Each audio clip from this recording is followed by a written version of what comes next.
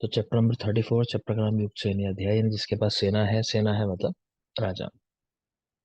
तो राजा के योग्य कौन वैद्य है उसका यहाँ उल्लेख है। तो सबसे पहले चतुष्पाद का उल्लेख चरक में कहाँ आया था? चरक सूत्र 9 के अंदर, आपको याद है। तो सूत्र 34 वाग्भट ने सूत्र 1 में पहले चैप्टर में उल्लेख किया है चतुष्पाद का। सारे गुण वगैरह आपको पता है। यहाँ भी जो गुण है जरूरी वो हम वही डिस्कस कर चुके हैं, तो यहाँ ज्यादा नहीं बढ़ते।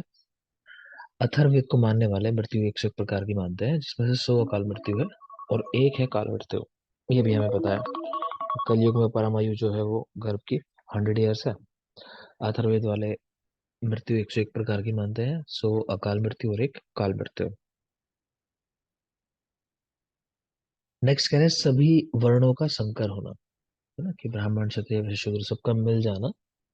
तो ये क्यों होता है? प्रणाशो धर्म करुणाम, धर्म के कार्यों को नष्ट हो जाना। तो ये सब जो है राजा इसके पीछे कारण होता है। और ये संकर जो है अच्छा नहीं कहा गया आयुर्वेद में। तो कह रहे हैं राजा का व्यसनी होना, ब्राह्मण आदि सर्व वर्णों का संकर हो जाना, धर्म आदि कर्मों का विनाश हो जाना, ठीक है, और प्रजा का क्षय। तो ये सब होता है जब राजा अच्छा नहीं होता, ठीक है, या वर्ण संकर की वजह से भी ऐसा कह लो कि उसकी वजह से सारी चीजें हो रही है। नेक्स्ट है रोग संकर, एक शब्द है, तो वो चतुर्थक जोर के लिए आया है।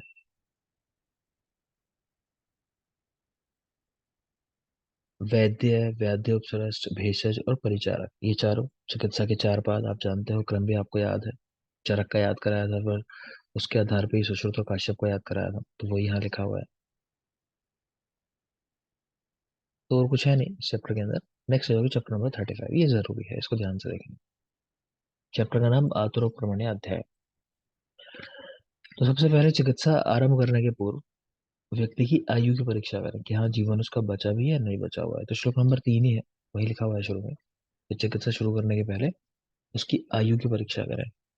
और ये 12 परीक्षाएं कुल बताई गई हैं इसके अंदर। तो उसमें ऋतु, अग्नि, वैद्य, बल, चतु, ऐसे करके कई सारी चीजें हैं। तो 12 परीक्षाएं हैं, नंबर याद रखोगे। और किसकी परीक्षा करनी है? आयु की, चिकित्सा प्रारंभ करने के पहले। दीर्घायु यानी जिनकी आयु बची हुई है अभी। मान लो कि व्यक्ति है आपके पास 50-60 साल का है ना, आपने देखा कि भाई है दीर्घायु के लक्षण या नहीं है, ना कि 100 वर्ष वाली आयु वाला व्यक्ति है या नहीं है। तो मैंने वो चेक कर लिया, पता चला उसकी आयु 60 साल थी, तो अब वो ज्यादा नहीं बचेगा, भले ही देखने में कितना ठीक लग रहा हो। तो दीर्घायु के लक्षण है कि ह्रस्व, जंघा, मेढ, ग्रीवा, मतलब ये अंग ह्रस्व होता है, जंघा, मेढ, ग्रीवा। गंभीर, सत्वम, स्वर, नाभि, ये उसकी आवाज गंभीर होगी, नाभि गहराई में होगी। रोमस कर्ण, तो कानों पर बाल दिखाई देना, मतलब हाइपोट्राइकोसिस जो बोलते हैं। तो रोमस कर्ण। गूढ़, संधि, सिरा, स्नायु, उसकी संधियां, स्नायु, सिराएं वो गूढ़ होंगे, मतलब दिखाई नहीं देंगे। उत्तरोत्तर सुक्षेत्र, मतलब शरीर जो है नीचे से ऊपर की तरफ सुडौल होता चला जाएगा। तो याद रखोगे, ये रोमश कर्ण देख लेना, रोमश कर्ण। और ह्रस्व, जंघा, मेढक, वो पॉइंट देख लेना। तो ये दीर्घायु का लक्षण है, 100 साल वाला। फिर है मध्यम आयु, 70 वर्ष तक वाले व्यक्ति के लक्षण क्या है?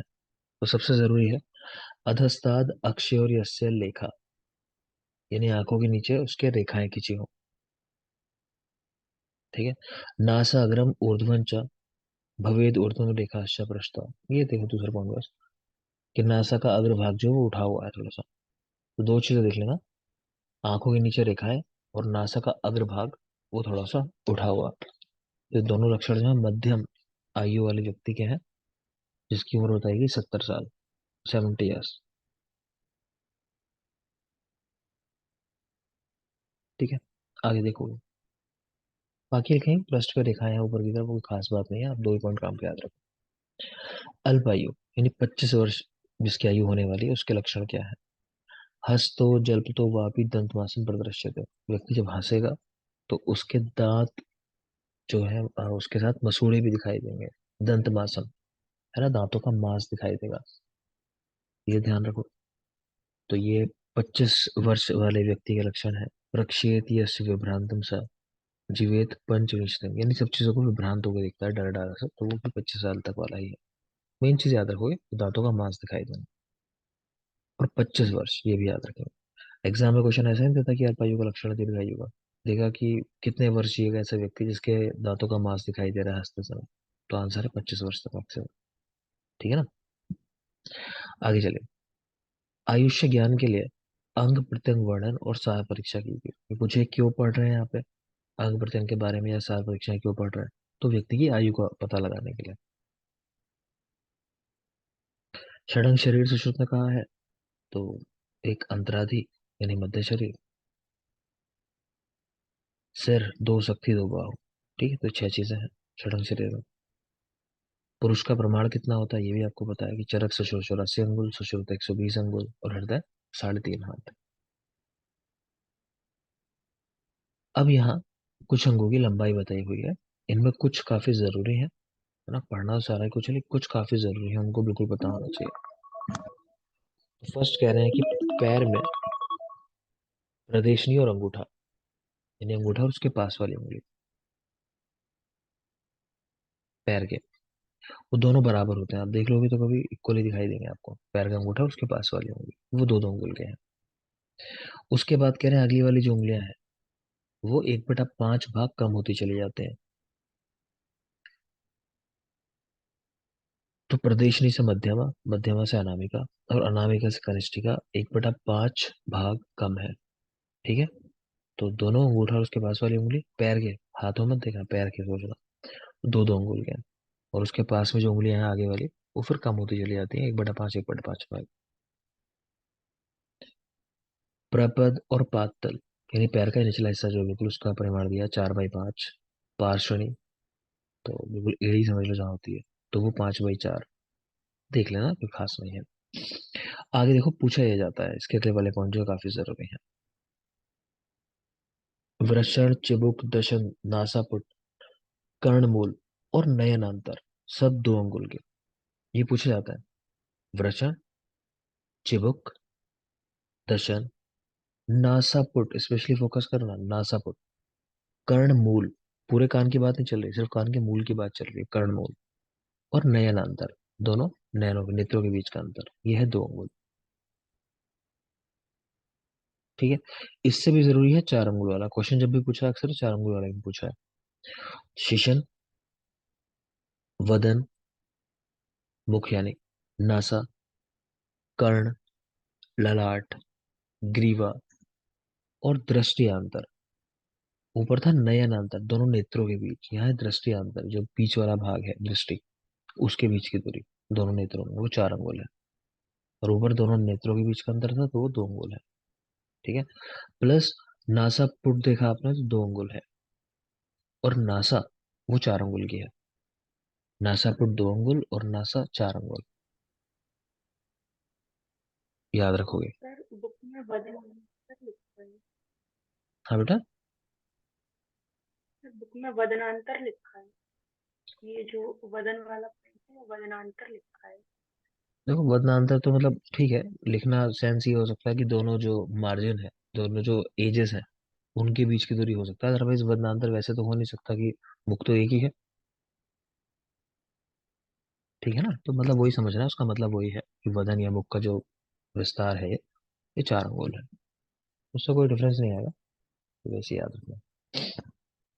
नेक्स्ट देखो, भग विस्तार, मेहन, नाभि, हृदय, ग्रीवा, स्तनांतर और मुख आयाम, ये सब 12 अंगुल के हैं। भग विस्तार, मेहन, नाभि, हृदय, ग्रीवा, स्तनांतर, ये सबके बीच की दूरी बताइए कि मेहन से नाभि, नाभि से हृदय, हृदय से ग्रीवा। ठीक है, दोनों स्तनों के मध्य है। और मुख आयाम, मुख आयाम में हो जाता है पूरा फेस, ये चिन से लेके ऊपर फोरहेड तक, ये 12 अंगुल का। ठीक है, शब्दों पे ध्यान देना। वदन का है तो वहां सिर्फ हम लोग ये लिप्स वाला जो हिस्सा है, तो मुख जो हमारा खुलता है उतने की बात है। और जब मुख आयाम कह रहा है तो ये पूरा फेस नाप लिया, चिन से लेके ऊपर हेड तक, तो ये 12 अंगुल का है। ठीक है। प्लस ये शब्द जो लिखे हैं ये भी समझ लेना, ये इनकी लंबाई नहीं बताई हुई है कि हृदय सोचो 12 अंगुल का है। ये इन सबके बीच की दूरियां हैं, मेहन से नाभि, नाभि से हृदय, हृदय से ग्रीवा, है ना, और दोनों स्तनों के बीच की दूरी, ये सब 12 12 अंगुल है, ऐसा करके लिखा हुआ है। इंद्रबस्ती मध्य वर्णा, तो इंद्रबस्ती यानी पैर का समझ लो, जो मिडिल पार्ट है, उसको अगर सर्कल में आप नापोगे तो 16 अंगुल। अंश, कूर पर अंतर, यानी अंश और कोर पर के बीच की दूरी, ये आपने देखा भी था। पीछे शायद बात की होगी हमने, 4 18 4 18, ऐसा 16 16 याद बात की थी। 4 18 4 18 12 12 4 12। ठीक है, ये तो चरक वाला हो गया जब सीधे खड़े हैं। सुश्रुत में हाथों को नापा था तो वो 16 16 थे, लास्ट में जाके ऊपर तो वो 16 16 की बात की थी ना, तो वही चीज है। तो इंद्रबस्ती मध्य परिणः, अंश और कोर पर का अंतर, तो ये 16 16 अंगुल है।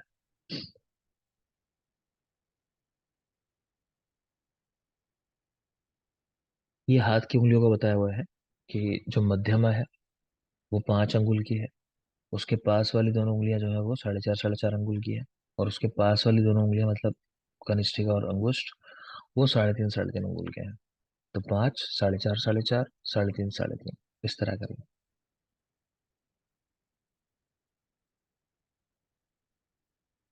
मुख्य अवयवन वो आप देख ही चुके 4 अंगुल का है। ग्रीवा 4 अंगुल की आप देख चुके हो, लेकिन ग्रीवा का परिणाम यानी वही सर्कल में अगर नापेंगे गोल तो 20 अंगुल ग्रीवा। पीछे आपने नासा पुट देखा और नासा देखी। नासा पुट 2 अंगुल और नासा 4 अंगुल, और यहाँ देख रहे हो नासा पुट मर्यादा, तो यह है 1 सही 1/3 अंगुल। शब्द आया त्रिभाग अंगुल विस्तारा, तो उसका मतलब लिया है 1 सही 1/3 अंगुल। नासापुट मर्यादा, इसको भी ध्यान रखो कि शब्द क्या है, नासा है नासापुट है या नासापुट मर्यादा है।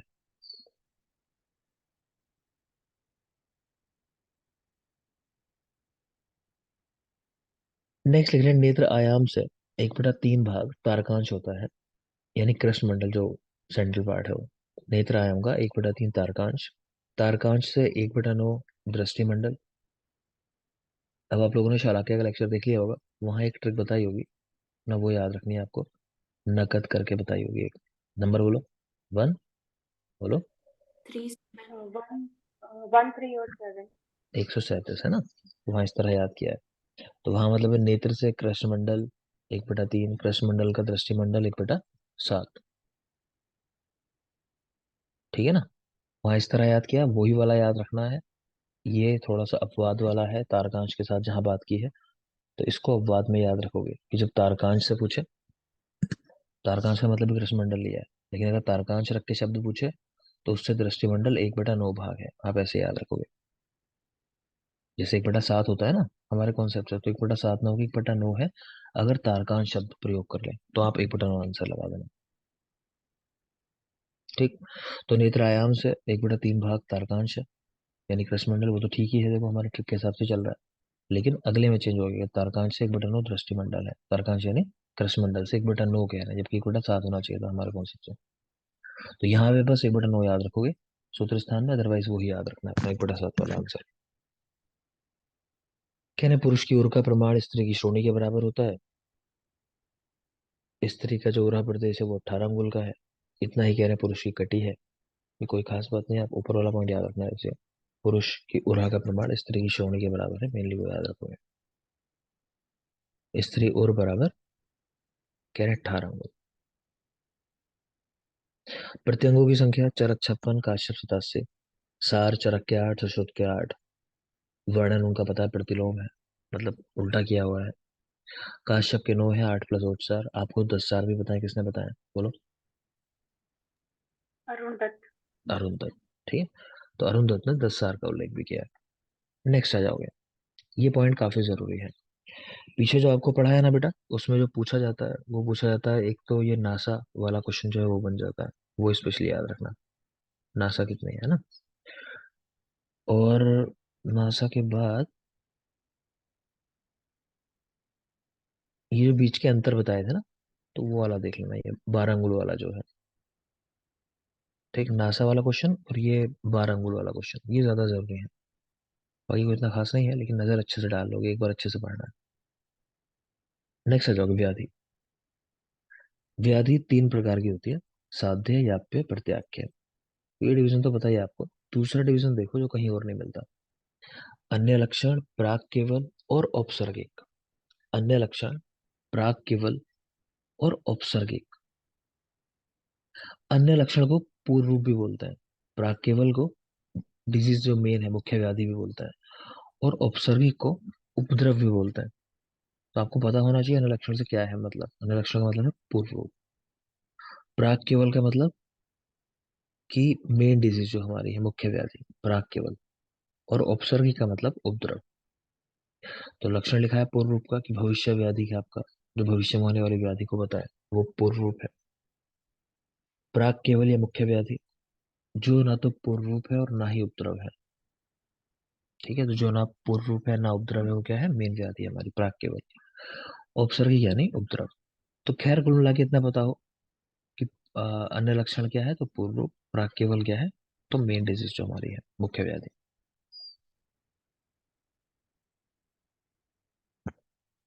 नेक्स्ट देखिए,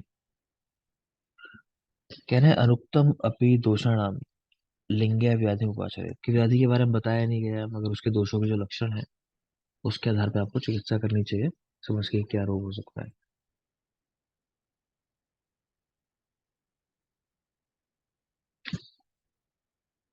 नेक्स्ट, यथार्थ चिकित्सा पढ़ चुके हो आप। या ही उदीर्णम सम्यति नान्यम व्याधि करोति च, जो उदीर्ण हुए दोषों को नष्ट करे, अन्य व्याधि ना करे, वो चिकित्सा है। ठीक है, ऐसी चिकित्सा होनी चाहिए। तो रेफरेंस याद रख सकते हो, कहाँ आया है, सूत्र 35 के अंदर। अग्नि चार तरह की बताई गई। वात की वजह से अग्नि विषम होती है, पित्त से तीक्ष्ण होती है, कफ से मंद होती है, और जब दोष समावस्था में होता है अग्नि सम होती है। तीक्ष्ण अग्नि का कैरेक्टर लिखा हुआ है, मुहुर्मुहु सेवितम प्रभुत आहार को शीघ्र ही पचा दे। सब बातें आपकी पढ़ी हुई हैं, चरक प्रमाण 6 में भी कह रहे हैं अग्नियां चार तरह की हैं, वहां भी बताइए। ठीक है, तो आपको पता होना चाहिए कि इस दोष से अग्नि कैसी होती है, तो वात से विषम होती है। वृंद माधव 9th सेंचुरी के, उन्होंने भस्मक रोग का उल्लेख किया। कंडीशन कह रहे हैं उसमें महान लाह के, इसमें मतलब बहुत ज्यादा अग्नि बढ़ी होती है, मतलब पित्त बड़ा होता है कह रहा हूँ। शारंग जो 13वीं सदी के पूर्वार्ध के हैं, उन्होंने कहा भस्म काख्यो वात पित्त। तो सिर्फ पित्त को नहीं बताया इसमें, वात और पित्त दोनों दोषों को बताया है, ये चीज देख सकते हो। शारंगधर ने वात पित्त दोष लिखा है इसके अंदर, भस्मक रोग के अंदर। चिकित्साएं बताई हैं अग्नि के अनुसार, रटना कुछ नहीं है, सब कॉन्सेप्चुअल है, देख लोगे। कि विषम अग्नि वात से होती है, तो वात का शमन करने वाली चीज है स्निग्ध अम्ल लवण रस। तीक्ष्ण अग्नि पित्त से, तो पित्त का शमन। मधुर और स्निग्ध शीत चिकित्सा है, साथ में संशोधन करा दिया, विरेचन। मंदाग्नि कफ की वजह से, तो संशोधन में वमन हो गया। बाकी कटु तिक्त कषाय रस। तो कुछ नहीं याद करना, समझ में आ रहा है। अत्यग्नि रोग की चिकित्सा में क्या देते हैं, तो सुश्रुत ने महिषी का, शीर दधि सर्पी तीनों का प्रयोग बताया। बोलो चरक ने यूज किया नहीं किया कुछ, महिषी का कुछ दिया है।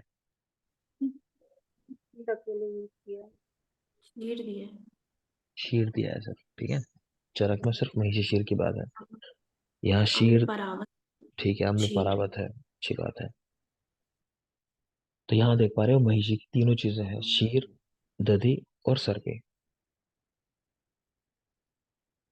आगे देखेंगे, एक श्लोक है जहाँ जठराग्नि को भगवान कहा गया है। एक क्वेश्चन था, आपने पूछा था कि शायद इसमें से किसको लगाना चाहिए आंसर, ऐसा कि अ, प्राणवायु को भी तो कहा गया है, मतलब भगवान, या उतना ही इम्पोर्टेंस दिया गया है, वो सारी चीजें वो ठीक है।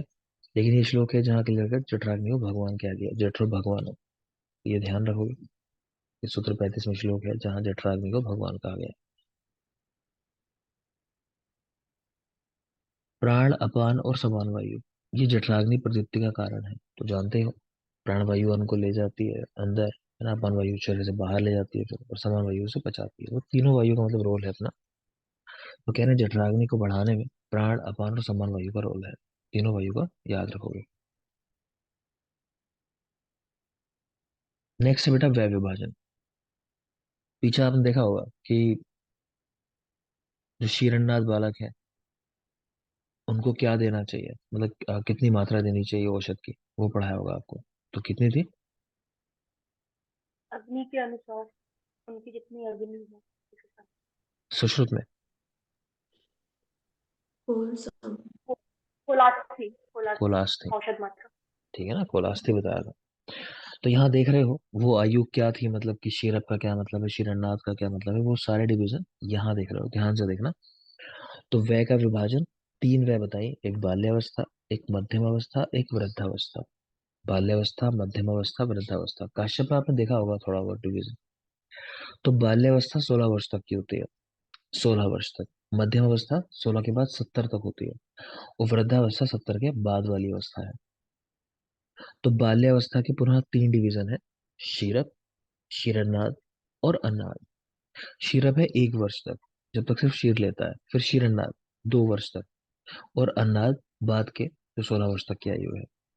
तो बाल्यावस्था 16 तक, 3 डिवीजन: शीरप, शीरनाद और अन्नाद। 1 वर्ष, 2 वर्ष और 16 वर्ष। नेक्स्ट है मध्यम अवस्था, 70 वर्ष तक। इसके पुनः 4 डिवीजन है: वृद्धि, यौवन, संपूर्णता और हानि। कि पहले ग्रोथ हो रही होती है, फिर यौवन अवस्था आती है, फिर जो लक्षण है वो संपूर्ण हो जाता है, तो संपूर्णता आती है, और लास्ट में फिर ये कैरेक्टर धीरे धीरे कम होने लगते हैं, कि देखने की शक्ति कम होने लगी, स्किन वैसे नहीं रही है ना, तो वो चीजें होती हैं। जो शारंगधर को शारंगधर के 12 पॉइंट आपको पढ़ाए थे कि 10-10 वर्ष पे चीजों का क्षय होता है, ध्यान आ रहा है? बाल वृद्ध छवि में बाल था वृद्धि प्रभु। छवि मेरा दुर्गा। त्वचा दृष्टि शुक्र विक्रम अ, बुद्धि बल टोकर मन जीवितम। बुद्धि बुद्धि बुद्धि बुद्धि पर चित और जीवन। जीवन, ठीक है ना? तो वही बात कहना चाह रहे हैं यहाँ पे कि हानि होती है 40 से 70 की एज में। तो ये भी याद रखोगे, मध्यम अवस्था के 4 डिवीजन: वृद्धि, यौवन, संपूर्णता, हानि। जो वृद्धि की स्टेज है वो 16 के बाद 20 साल तक है, 20 वर्ष तक। फिर यौवन 20 से 30, संपूर्णता 30 से 40 और हानि 40 से 70।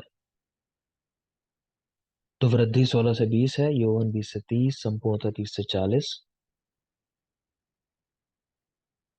और हानि 40 से 70।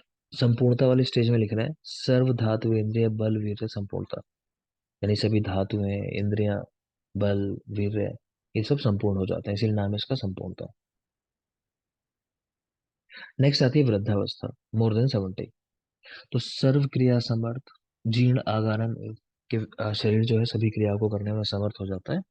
और कैसा होता है? जीर्ण आगारम में, जैसे कोई पुराना मकान हो, खंडर मतलब जीर्ण आगार। इसकी चिकित्सा बालक के समान होती है। तो आपने देखा भी है, अक्सर हम पढ़ते हैं कि 70 के बाद मेडिसिन डोज घटाना शुरू कर देते हैं हम लोग। ठीक है, तो चिकित्सा इसकी बाल्यावस्था के समान।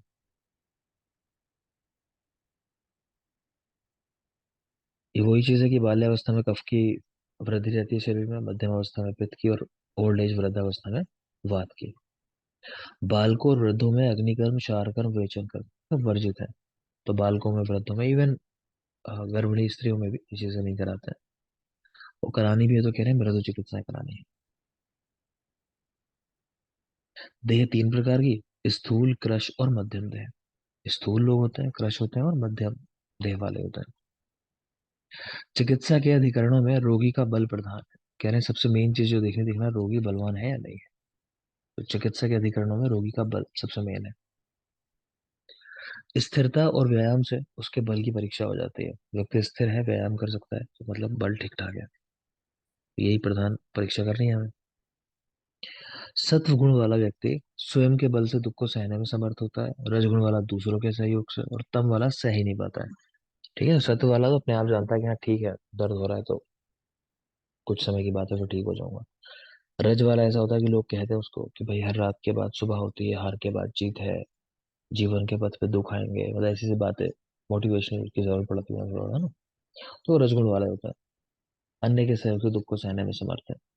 और तम गुण वाले ये दुख सहने में असमर्थ है। कितनी बातें बता दो, कोई मतलब नहीं। सेवित रस या व्यायाम जो सुक्कर हो, उसी को साथ में कहते हैं। तो साथ में क्या है?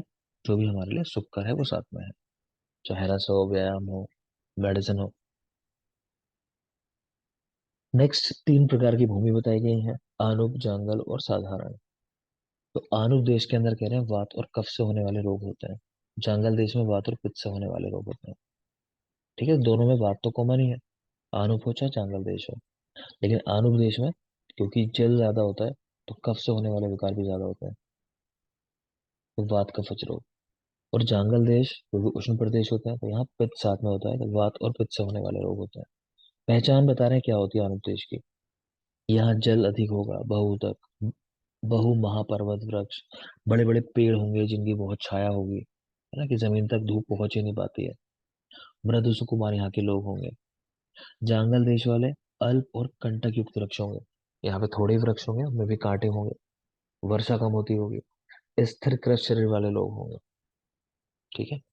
तो पूछा जाए कि दोनों में से रहने के लिए कौन सा देश बेहतर है, तो जंगल देश को बेहतर माना जाता है। ठीक है, यहाँ रोग कम होते हैं जंगल देश के अंदर। और साधारण देश एक होता है वो मिश्रित लक्षणों वाला है, दोनों के मिले जुले लक्षण। तो मेन तो ये याद रखना है कि आनुक देश वात कफज रोग और जंगल देश वात पित्तज रोग होते हैं। वाग्भट ने दोष बता दिए कि आनुक देश कफ प्रधान होते हैं और जंगल देश वात प्रधान होते हैं, ऐसा याद रखना। ऊपर वात कॉमन लिखा है दोनों के अंदर रोगों में। ठीक है, लेकिन वाग्भट ने क्या किया, कफ और वात के आधार पर डिवीजन किया कि कफ प्रधान है तो आनुक देश और वात प्रधान है तो जंगल देश।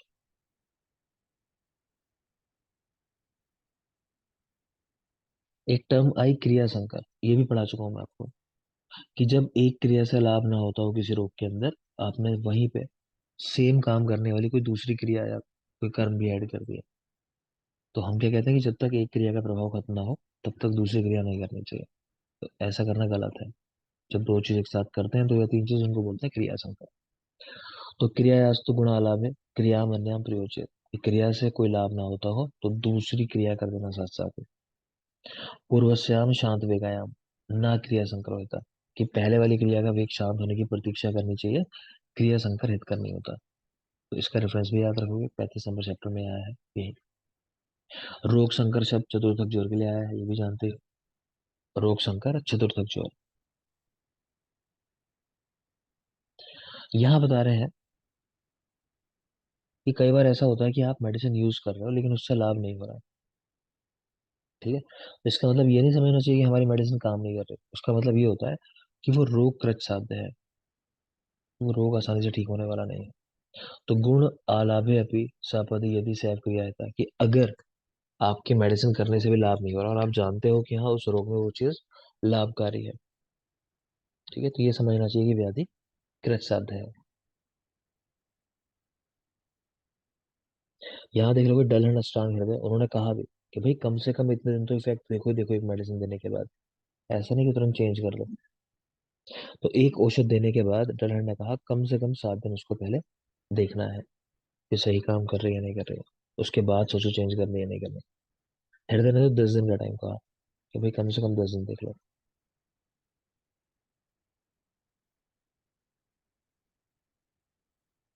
तो दलहन एक औषध का प्रभाव कम से कम 7 दिन देखें और हृदय कम से कम 10 दिन देखें। अगर जनरल आपसे पूछ ले कितने दिन देखना चाहिए, 10 दिन लगाना। हृदय वाला लगाना, दलहन वाला नहीं।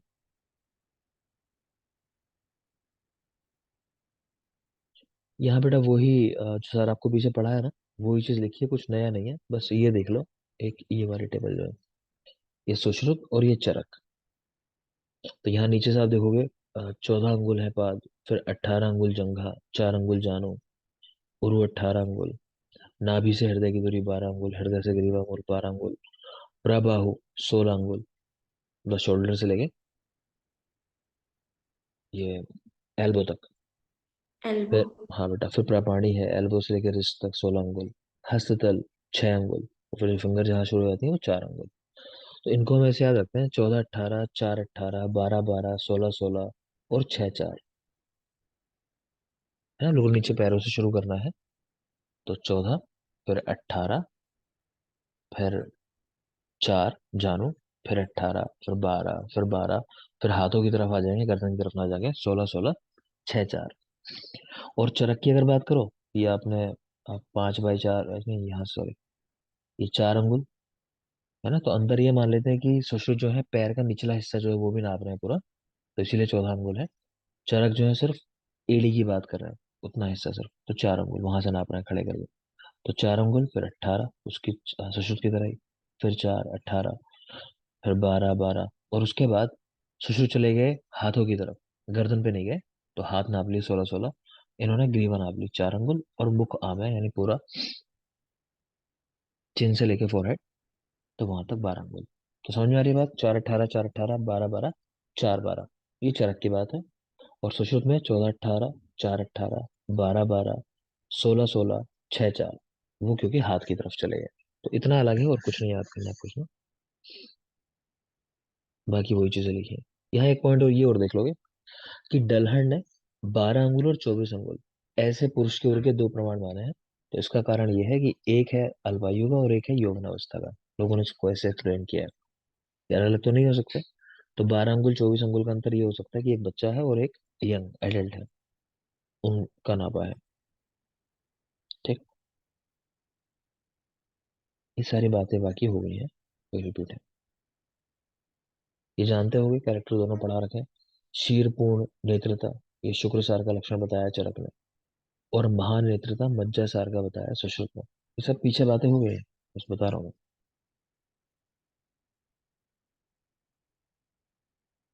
ये वही है, उसी का श्लोक लिखा हुआ है जो चीज आपको पढ़ाई है।